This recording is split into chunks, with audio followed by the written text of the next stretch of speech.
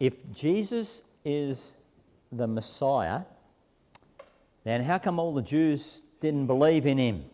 That's a big question. You've probably heard it before. Many people ask that question, especially when Jesus actually performed miracles and they saw the miracles. Why wouldn't they believe? Well, that is actually one of the very questions that John, the writer of this gospel, is seeking to answer as he writes his gospel to his Jewish fellow Jews, his fellow Jewish readers. He wants to convince them of the answer to this question, and he wants to show them that it had nothing to do with lack of evidence that the Jewish leaders rejected him. It was actually the same rebellion that had gone on way before. If you read through that Old Testament that John was familiar with, same thing that's been happening all the way back to what we read before in Ezekiel 34. The leaders were leading the people astray. So our context as we come now to verse 16 is, if you remember last time, Jesus performed a miracle, the man who had been crippled for 38 years, and Jesus healed him. So let's read it from John 5 verse 16. So because Jesus was doing these things on the Sabbath, the Jewish leaders began to persecute him. Now, Jesus just performed a miracle, and they've got no way to deny it. It happened before their eyes. So what do they say? Well, he did it on the Sabbath. He broke the Sabbath. Now, did Jesus break the Sabbath? If Jesus had broken one little jot or tittle of the Sabbath, then his death on the cross would have meant nothing to us. It would not be the sinless, blameless lamb without blemish. No, what Jesus did break, when John refers to breaking the Sabbath, is the Sabbath rules that the Pharisees, the Jewish leaders, had given in addition to the Bible. It was their version of the Sabbath. In fact, there's the Jewish writings, the Mishnah, which came just a generation after this, reflects what was going on then. And they had added another 39 additional definitions of work that were not in the Bible. Everything from, if you're walking through a grain field, that could be considered, when you're walking through, you knock the grain and it rubs together, that could be harvesting. So that was a version of work. So you're not allowed to walk through a grain field on the Sabbath. You're not allowed to carry anything. What did this guy that Jesus just healed? He carried his mat. And Jesus told him, pick up and carry your mat. He's breaking the Sabbath. But wait a minute, where's that in the Bible? They'd added all this stuff to the Sabbath. Now, Jesus, as Lord of the Sabbath, showed these and everybody else there, including us, how the Sabbath should be treated. Acts of mercy, acts of necessity were not breaking the Sabbath. Jesus never broke the Sabbath. He never denied the Sabbath or said it was obsolete anymore, but he showed the right use of it. But if breaking the man-made Sabbath laws upset these Jewish leaders, that's nothing compared to how they received Jesus' response to that. Verse 17, in his defense, Jesus said to them, "My Father is always at work to this very day, and I too am working." So this is important, because this is actually Jesus claiming the same prerogative as God. It's because God is always working. Of course, we know in Genesis God rested on the seventh day, but of course God is still working all the time, because otherwise the universe would fall apart. So, including the Sabbath, God is always sovereign, always sovereignly working, as Jesus calls it. And what Jesus is doing is claiming the same prerogative as God himself. I too am doing everything the Father does. And that's what upsets them so much. And the other thing that upsets them in that verse is that he calls God my Father. Now, the Jews would call, Israel would say God is our Father, but they would never individually say God is my Father. That's like a special prerogative that talks about a unique relationship with the Father, and that upsets them the most. Have a look at verse 18. For this reason, they tried all the more to kill him. Not only was he breaking the Sabbath, their Sabbath rules, but he was even calling God his own Father, making himself equal with God. Well, they got that much right. He was claiming to be equal with God. Now, if you're a 21st century Australian New Age kind of person, you've got no problem with Jesus claiming to be equal with God. You're going to go, so what? And we're all God or whatever, you're not going to be bothered by that. But Jesus is not a 21st century New Ager. He was a devout Jew there in the first century, and the people he was speaking to were devout Jews. So they understood exactly what he was claiming here. He wasn't claiming equality with God in some kind of New Agey, pantheistic kind of sense where everything is God or any of the things like that. He is claiming to be one with the God of the Old Testament. That is the very creator of the world. Just to give you an example of how outrageous this is in the ears of a first century Jewish teacher Philo says this: the mind is self-centered and godless when it deems itself to be equal with God. That's what upsets these guys so much, because the penalty for blasphemy, Leviticus 24:16, is death.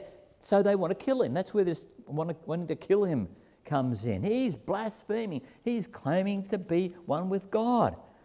God is his own personal Father, equal with God.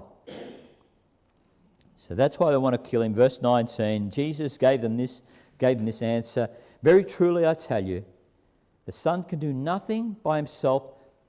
He can only do what he sees his Father doing, because whatever the Father does, the Son also does. He's so closely united in relationship with the Father that he's doing everything God himself does. But he's also saying here, I'm not a rival to God.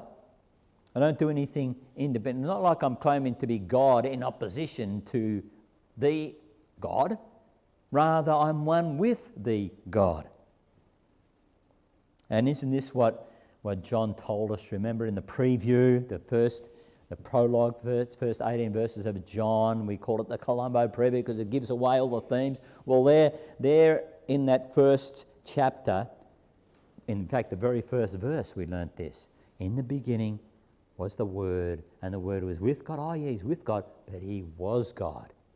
And now Jesus is starting to unfold. This is just a snippet here in chapter 5. By the time we get through this gospel, he's making even more blatant claims to be God. But in this chapter, it is blatant enough for his opponents to see this as blasphemy and want to kill him. And another reason why he's not rivaling God is verse 20. Read it with me. For the Father loves the Son. He's not in opposition to the Son, and shows him all he does. Yes, and he will show him even greater works than these, so that you will be amazed. Before this gospel is out, they will be even more amazed. Why? Well, he's just healed a man, but Jesus is going to go on to raise the dead. And what will they do when they're more amazed? Wow, that Lazarus guy was dead. Now he's alive. Will they go, okay, well then we better believe him because we're even more amazed? No, they not only want to kill Jesus, then they want to kill Lazarus as well to eliminate the evidence. This is what John is trying to show his Jewish readers in the first century. Take a look at how willfully they rejected the evidence before their very eyes because they wanted to keep their own authority. They didn't want to submit to Jesus' authority. how could people actually be there and see Jesus' miracles, be so blinded as to want to kill him? Well, we're going to look at that more closely. But Jesus is claiming here to be equal with God in the things that he does as well, that only God can do. Like judge. Who's the judge? Only God. And yet Jesus is going to say right here that he's the judge. And who can give life? Except God. Except God.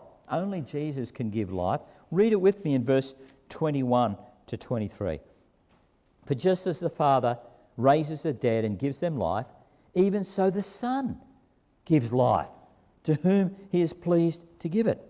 Moreover, the Father judges no one, but has entrusted all judgment to the Son, that all may honour the Son just as they honour the Father. Whoever does not honour the Son does not honour the Father who sent him. So anyone who is not honouring me is not honouring God. Jesus is making a direct claim here that you must honour him as God. And they're not too happy about it. They hate it. You know, people today think they're honouring God or honouring Jesus by saying stuff like, oh yes, I think Jesus was a great moral teacher, or, you've heard all that stuff. But they're actually dishonouring him, because we're reading here what he actually said back there in the first century. And you've all heard people use that he's a great moral teacher thing. But you know how logically dishonest that is. If Jesus is a great moral teacher, then he must have been telling the truth. And how could he be a great moral teacher and be either deluded into thinking it was God or lying about it, about the most important thing of all? Now, of course, this is the trilemma, it's called, that I wrestled through when I was an unbeliever. This is the thing that really started getting to me. I was reading the Bible and saw the claims of Jesus himself and thought there isn't any room for him to just be a great moral teacher. In fact, I thought I'd made up this bit of logic until later on I discovered that C.S. Lewis, and even before him, people have been long there before me and said it. In fact, C.S. Lewis puts it far more profoundly than I did, so I'm going to give you a quote from C.S. Lewis, quite a famous one, but it really sums it all up. C.S. Lewis said, "I'm trying to prevent anyone saying the really foolish thing that people often say about him, Jesus. I am ready to accept Jesus as a great moral teacher, but I don't accept his claim to be God. That is the one thing we must not say. A man who was merely a man said the sort of things Jesus said would not be a great moral teacher. He would either be a lunatic on the level of a man who says he is a poached egg, or else he would be the devil of hell. You must make your choice. Either this man was and is the Son of God, or else a madman or something worse. You can shut him up for a fool, you can spit at him and kill him as a demon, or you can fall at his feet and call him Lord and God. But let us not come with any patronising nonsense about his being a great human teacher. He has not left that open to us. He did not intend to." Well, it doesn't stop people patronising, does it? You've heard people continue to say this, and when they're confronted by this logic, they look for ways out that you think normally intelligent people. I was speaking to a guy in the community here. He's a doctor, and he said, "Yes, look, I've read Dawkins on this, and I think, with my background, I can tell you that when it's Jesus could have been, when we say the word lunatic, there's a whole spectrum of what that could mean. It's not necessarily the stereotypical person climbing the walls inside a padded cell or something. So I said to him, okay, but you're still saying Jesus is a lunatic then? And he goes, yes, he didn't know what to say. The bottom line is, there isn't any way out of this logic. Who is Jesus? Well, one thing he cannot have been. He's just someone, or as Richard Dawkins says, sincerely mistaken. Oh, I'm sincerely mistaken that I think I'm the God of the universe who created this whole... But I'm sincerely mistaken. I'm not crazy or anything. You can believe me. Wait a minute. You make that kind of claim, you can't be just sincerely, honestly mistaken or whatever it is. He either is who he said he is, or he is, as Lewis said, the most fiendish liar or crazed lunatic. And we need to challenge people to be honest with this logic. At least these Jewish leaders here were logical in their rebellion. He's claiming to be God, and they think, well, we should kill him. Now, they think they're defending God, don't they, by attacking the Son. And people are doing that today, aren't they? They go, how dare you think God is so narrow as that Jesus is the only way? Like they're defending God by attacking Jesus and his claims. Jesus is the one who said, honour me as God. But they've got to feel they've got to defend God. But what we've got to ask people, and here's your evangelism tip for the day, you've got to ask people is, well, where did you get your idea about God from? Where did you get it from? Well, I got my own ideas about God, you know. John here has explained that no one's ever seen God except that God revealed himself. That's where we get our idea of God. Our idea is not our idea.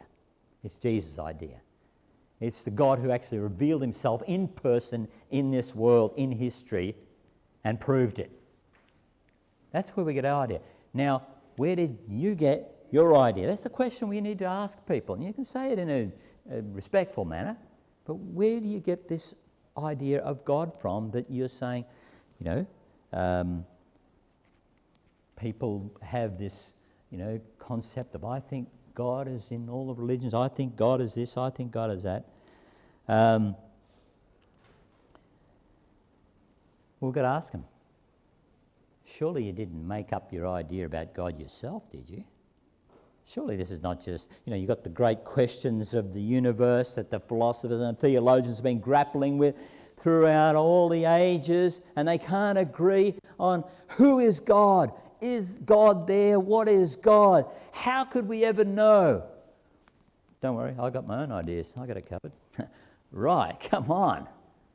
Is that it? You got your own ideas? Really? You're making it up yourself? See, when we look at the Hindu worshipping a piece of wood that he made up himself and calls it God, and we go, well, that's a little bit backward. Is that any different than the average Westerner who says, I've got my own ideas about God? You're making up your own God too. Making up our own God? If God has not revealed himself in the person of his Son, then how do we know, how could we possibly know who God is? Other than making something up from our own imagination. See, the question we've got to look at, though, is if God has revealed himself through his Son, if God has shown the world who God is, what if we didn't like what he had to say? What would we do then? What would we do then? Well, we'd try to kill him off. That's what humanity has done. Either actively, like these leaders back then, or passively. What are we going to do? Tell God he's too narrow about his idea of himself? And then people go, but you know, there are all these, it's so confusing because there are so many different religions. And, you know, you're just saying one religion, how could that be? It's so confusing. But is it really that confusing? My comparative religions will have to wait for another time. But just briefly, there are 5 major world religions, of which most of the religious thought of the world comes from. None of them have any concept of the founding leader of any of those religions, the founding leader claiming that is God who is here to reveal who God is and tell us who God is. That God himself has come to show us who God is, except for one. In fact, there's only one person in the history of the world who's ever actually claimed to be not just any God, we're not talking about any concept of God, but the created God of the universe claimed to be God and had it taken seriously on a worldwide scale.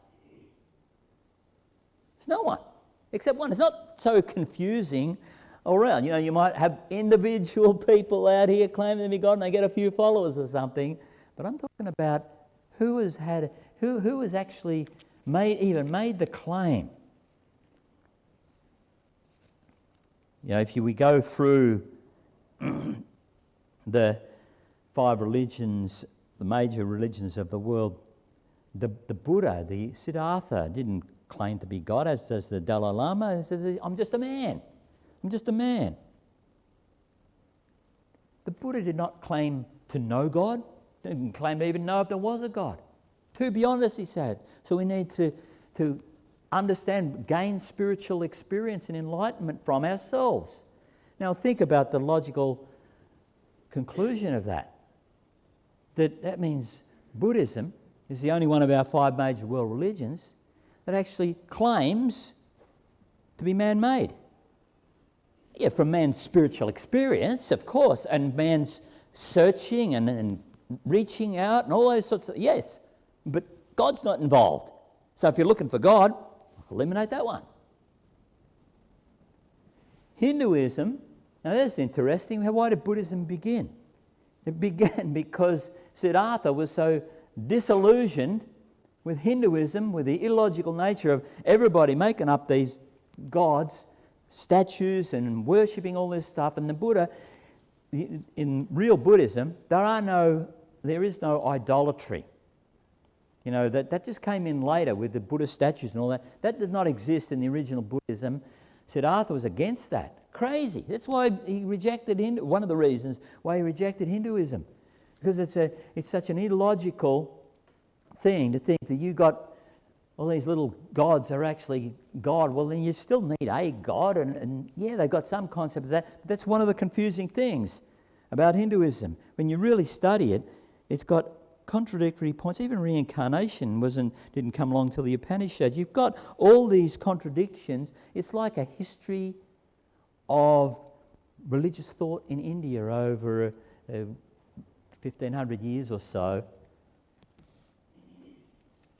The Buddhists just eliminated it for us. He goes, they're making up their own gods. There's no grounding in one founder you can look to and say, this is where this started because God revealed himself. What about Islam? Islam started about 600 years after Jesus. Muhammad comes along. Didn't start a new religion. He says, I'm the last and greatest prophet of the Bible, the Jews and the Christians. Now that sounds impressive. You're not trying to study, he's trying to follow on from Jesus. The difficulty is that the Quran contradicts the Bible and Jesus at all of the key points. Muhammad does not honour the Son. Here is Jesus saying that he is to be honoured as the Father. The Quran does hold him up as a Messiah, as an apostle of God, as a prophet of God, but it denies Jesus' own words right here in our text, to honour him as God, and then later on in verse 25 that he is the Son of God. In fact, Muhammad says it's a perversion to believe that Jesus is the Son of God. Why? Well, he had a lot of second-hand information. Remember, he's come along 600 years after Jesus, had some second-hand information about Christianity that impressed him. But Son of God, he thought that meant God was having sexual relations with Mary. And that's how, in other words, he didn't know what he was talking about, and he thought, well, that's perverse. Anyone who believes that Jesus is the Son of God is perverse. Right there in the Quran, Surah 9, verse 30, look up your Qurans. So, Muhammad comes along 600 years after Jesus and tries to tell us what Jesus really meant, and it contradicts everything that Jesus actually said, written down by the people who were there with Jesus, like John, our writer of this gospel. Why wouldn't Muhammad just honour the Son when the Quran says the Bible is the Word of God? For the same reason John is explaining in this gospel why these Jewish leaders rejected Jesus. The human heart does not naturally want to honour Jesus as the Father. Why? Because we don't like his message. We don't like what he's got to say. And it's the same reason, it's not just a matter of, if it's just a matter of logic, if you're really trying to figure this out, you got now, I'm a seeker, I'm a sincere seeker, and there's lots of different religions. We've got these 5 major world religions. Is it really so confusing when you've only got one who's actually saying he is God, who has revealed God to us in person? Only Jesus asked to be honoured as God. So that kind of narrows the field down a little bit. But one of the things is the other religions cannot explain the existence of Jesus. You see, they can't make any sense of him. So they'll say stuff like, Muhammad will say, he was a prophet, or the Hindus will say he's one of the gods, but they can't really explain his claim to be the exclusive God. In other words, the religions of the world cannot explain Jesus. But Jesus explains the existence of the other religions very well. See, his worldview explains that we should expect lots of religions. Why? Because human beings cannot deny the existence of God in general. God, that is, by the things that have been made, so the man is without excuse. Man is incurably religious. The atheists are just such a tiny little percentage of humanity, and yet at the same time, while being incurably religious and believing in a God, humanity wants to believe in any God except one that would confront my sin as so bad that there's nothing, no amount of religious devotion, no amount of trying to be a good person, could ever take away the sin that I've done. It is so humiliating to the human condition, to the human heart, to admit I need a saviour. Now, hang on, how do you put those two things together? Man's incurably religious, and yet I don't want to have to admit I'm that bad. What's going to come out? Religion. Lots of religions. Any religion except one where you need humiliation to a saviour. And that's why there's no difference between your Hindu or your Muslim or your average Aussie. Most people will say, I believe in God. But they don't want to believe in one who will confront me. Now, in our story, God has revealed himself. He's performed a miracle, and his opponents don't even try to deny it. but they don't want him having authority. It would be humiliation for these leaders. So their only hope is to kill him off. Are these leaders so far away from what we've got today?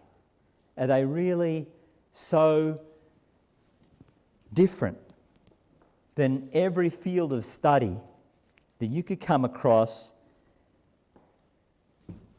surrounding us right now, politically or, I'm not talking about just the really obvious removal of religious education or Christian teaching or in schools or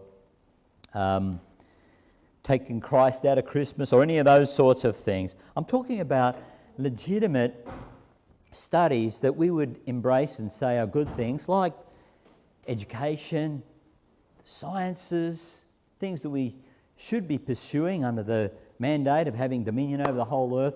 But everyone seems to be skewed trying to kill off Jesus. The whole theory of evolution that permeates everything. One atheist scientist said it this way: if we can remove creationists and creation, we can remove the fall of man, and we can remove the need of a saviour. We can get rid of Jesus. If we can get rid of this creation idea, we can get rid of a need for... What do you need a saviour for? They want to kill off Jesus. Much of modern psychology says, you are not a sinner. You are not a sinner. It's something that's happened to you. It's not your fault. You are not a sinner. So what's that saying? You don't need Jesus. Kill off Jesus. And we could go on through the different disciplines. Or our entertainment industry seems to only ever take one name in vain. They don't use anybody else's name in vain, do they? And their Jesus ethics are trampled on at every point. Even large parts of the church, in liberalism, famous clergy who deny the Son. They will not honour the Son, as he says he must be honoured as the Father. Bishop Spong died not long ago. He was famous for denying that Jesus is the Son of God. So is this question of many different religions really so confusing when only one founder says he is God? Well, one thing all the religions do believe in, and they do connect on, is they all have the concept of a judgment. In some shape or form, they all believe there is a judgment.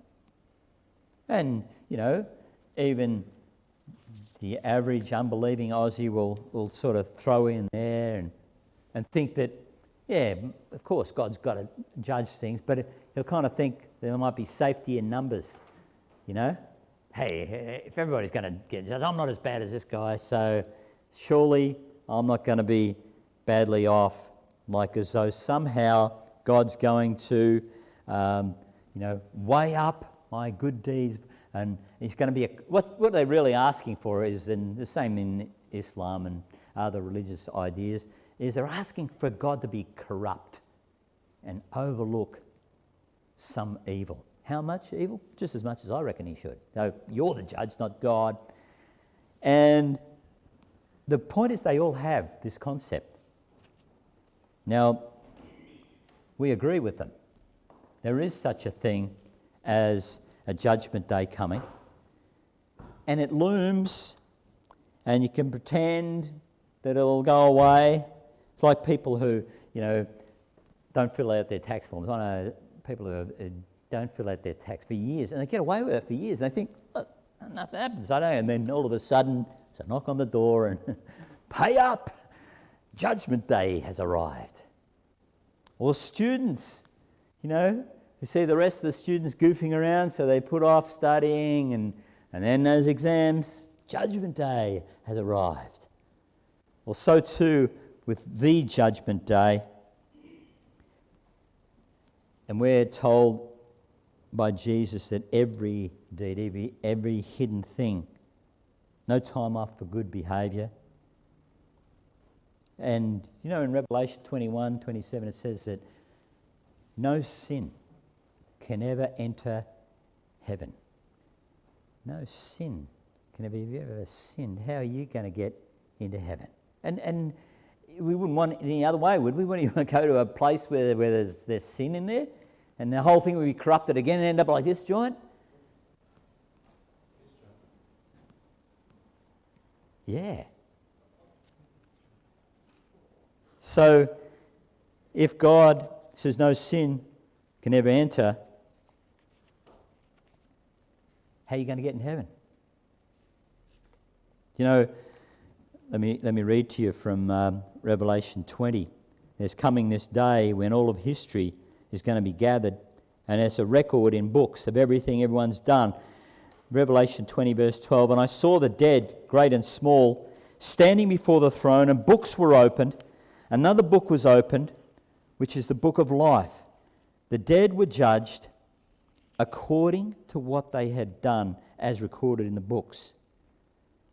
So God's got an actual record, just like a speed camera's been on you all the time. You know, when you get the thing in the mail, wow, I was caught out, I didn't even know, right? That's what a judgment day is going to be like. All that stuff you'd forgotten, God had not forgotten. He's got a record in books of everything. Everything. What's it going to be like standing before the judge? You know, the human courtroom, you get people who I don't know if you've ever been in court, it's a pretty scary thing. Before the judge, and normally macho men suddenly become a little bit more humble in front of the judge.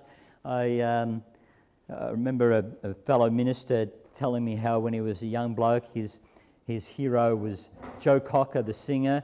And Joe Cocker appeared in a Melbourne court, and he snuck in as a young bloke into the courtroom, packed, to see his hero, how he was going to react to the judge. And he said Joe Cocker was a snivelling mess in front of the judge. He was shaking like a leaf, probably from the DTs, but he was shaking like a leaf, right? That's in front of a human judge. What's it going to be like in front of a holy judge who's got a record in books of everything you've ever done, thought and said? And then he opens those books and he thumbs down to your name on that day. Your name. And he comes to your name and he stops and points to the debt owing column. And you know what he sees? If you know Jesus, he sees it's clean. There's nothing in your record. Where did it go? What happened? Well, the debt owing column has been signed in red blood. Jesus. Jesus. Jesus has already been here. And then when you're looking before that judge on that day, you notice the hands of the judge have got nail marks in his hands, and you look up. It's him. It's Jesus. The judge is the same one who went before you and took away the record of your sin, if you've got faith in him. How did all this happen? I want you to look at our last verse here, and I want you to look carefully at it, because this is a verse that I used to go to in my early couple of years of my Christian walk, when I'd read that Bible and I'd think, I'm not doing all this stuff. I'm not living up to this Christianity. Am I really a Christian? And I'd come back to this verse. What are you going to do on the day of judgment? Read it carefully with me, verse 24. Very truly I tell you, says Jesus, whoever, that's open to anybody, whoever hears my word and believes him who sent me has eternal life, and will not be judged for your sin. Why? but has crossed over from death to life. Did you get that? If you hear Jesus' word, if you will honour him as the Son as you would the Father, if you will believe in what he has done to take away your sin, and like last week, get up, pick up your mat and follow him. Falling over along the way won't matter. Why? You can get back up again because you've already crossed over from death to life. You've already had your sin judged. You will not be judged.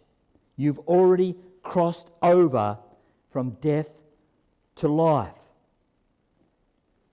You know, years ago I did an interview on Light FM, and I got a call a few days later from a guy who goes, "You said sins paid for, past, present and future. How can that be? I can understand my past and my present, but what if I sin again?" And I pointed him to this verse. And I said, because the eternal Son, equal with the Father, did an eternal work 2,000 years ago on the cross that accounts for all time. But if you've put your trust in him, you've already crossed over from death to life, no matter what happens. And if you fall over, get back up again and keep walking with him, because you've already had your sin judged and paid for.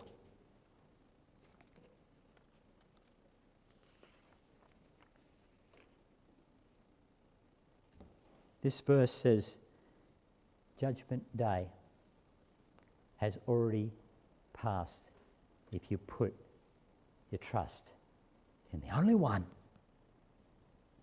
who's claimed to be God from any founding religion. The only one, and this is the last thing I want to say, not hard mathematically to figure out when you've got different religions and everything. He's the only one who's ever offered to take away our sin. Is that really true? Don't all the religions say, you do this stuff and this guy can give you some merit and stuff? Yeah. They all say they can help you stop making the problem worse. None of them have anyone who offers to take everything away in one cosmic event. The cross of Jesus. Very truly I tell you, whoever hears my word and believes him who sent me has eternal life. Don't have to wait for the day of judgment. You have eternal life and will not be judged, but have crossed over from death to life. Let's pray.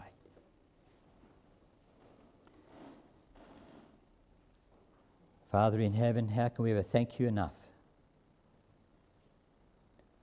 that if we honour the Son as we honour you, we already have eternal life. We don't have to wait for the judgment day in trepidation as to how we might do, because our sin's already been judged. You've already taken it away through the cross. Lord, help us to live in light of that glorious truth that you have so loved us, that you sent your only Son for us. We praise you for your love. In Jesus' name, amen.